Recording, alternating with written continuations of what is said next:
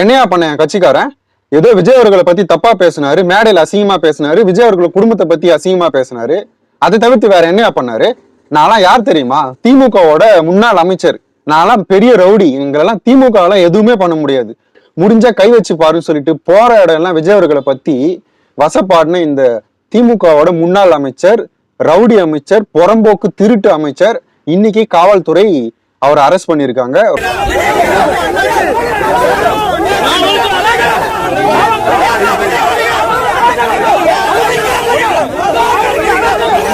ரொம்ப ரொம்ப சந்தோஷமான விஷயம். இவரோட கைதுக்காக நிறைய பேர் வெயிட் பண்ணிட்டு இருந்தாங்க.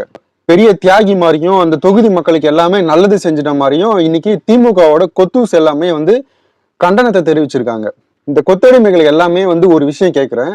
இந்த அனிதா ராதாகிருஷ்ணன் விஜய் அவர்களை பத்தி இதுக்கு முன்னாடி மேடைகளை பேசின விஷயங்கள் எல்லாமே உங்க குடும்பத்தை பார்த்து அவர் பேசியிருந்தா இந்த மாதிரி நீங்கள் கண்டனத்தை தெரிவிப்பீங்களா? நீ அமைச்சராக முதலமைச்சராக பதவியேற்றிய உன்னுடைய மனைவி வந்தாளா, இல்ல உன்னுடைய மகன் வந்தாளா? இப்பேற்பட்டவன் தமிழகத்துடைய முதலமைச்சராக வந்திருக்கின்றார் என்று சொன்னால் தமிழகம் கெட்டுவிட்டது, அழிந்து விட்டது என்று